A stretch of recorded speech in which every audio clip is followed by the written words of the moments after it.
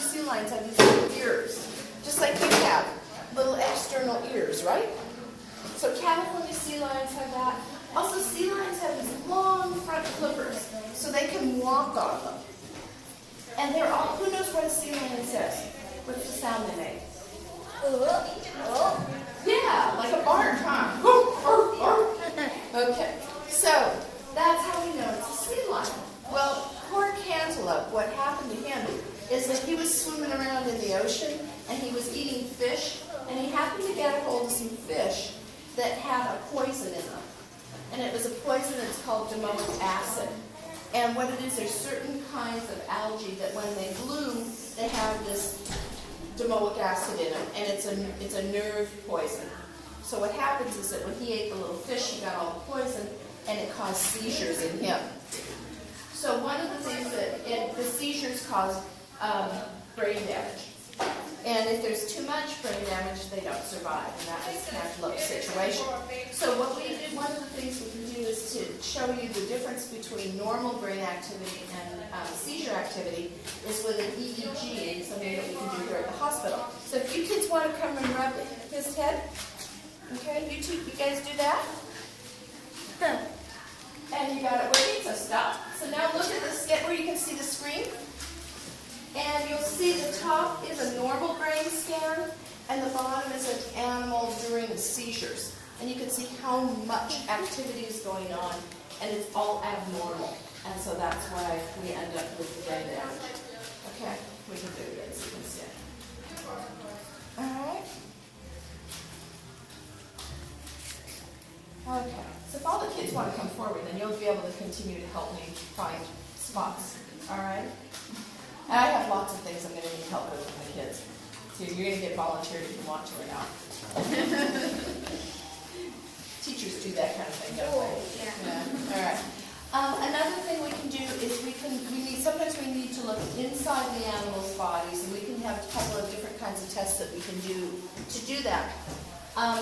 One of them is called an endoscopy, and some of you may have had that happen where they take a tube, put it down your throat to look inside your stomach. And we can do that also with our animals. And in the case of this animal, when we did that, we discovered that it had lots of roundworms. So you want to get yourself so you can see this. This is pretty amazing. And if you kids want to help me, come on, put forward. Rub all over his back until you get this thing to light up. Keep rubbing. There, you got it. Okay, stop. So it says, but it's not. It's an endoscopy. This is wrong. Anyway, if you look, we're going down the tube, down the esophagus, down into the stomach, and when you get in there, you'll see tons of worms. The thing is just covered with roundworms. And they're called parasites. And if we don't kill off those parasites, the parasites will kill off the animal. So we need to know that's happening. All right, another kind of test that we can do is an ultrasound, and I'm sure all the moms here have had ultrasounds. Possibly some of the rest of you also. Anyone have an echocardiogram? Yep, okay, it's usually one in the group. Echocardiogram's an ultrasound of the heart. So it's something that we can do here also. So if you guys want to put your hands by the top of the flipper until we get this thing to go. Okay, we got it? Hands up. Good. You'll see the heart squeezing, and you can see a valve over here flapping up and down. It's the same exact anatomy we have. They're mammals. If we take the kids or an adult and lay them down next to Cantaloupe, your heart and his heart will be in the same place. Stomach, they're just like us. All the same bones, all the same parts of the body. Okay. And the very last one we're going to do is sometimes the animals get broken bones. We need to do an x-ray. So right where your hands were, help with the flippers. Good, you guys got it. Hands up. And you tell me what you see, how many broken bones you see on there. Keep looking. Look on this side too.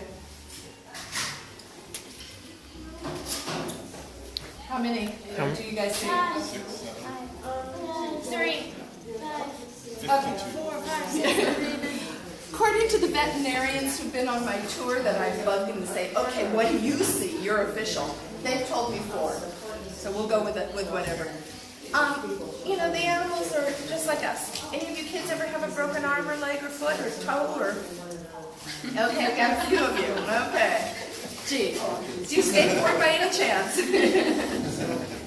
Look a little like a skater. Anyway, I don't know how this animal got broken bones in his flipper. I have two theories, and I'm open to suggestion.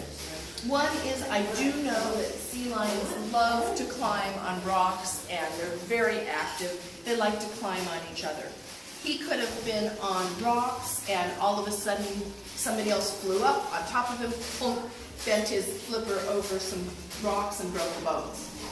My other theory is, unfortunately, the favorite food of great white shark is sea lion.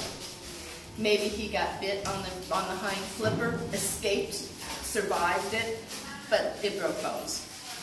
I don't know. As I said, I'm open to good theories. So if you come up with a good story for me, hey, let me know. Maybe fell down some rocks. Yeah, fell down the rocks. Yeah, anything. He was clumsy, went down the stairs, kind of missed, kind of like me. Yeah. Okay, so what we're going to do now is we're going to head outside. Hey, the sun's coming out a little bit, and I'm going to introduce you to Elmo.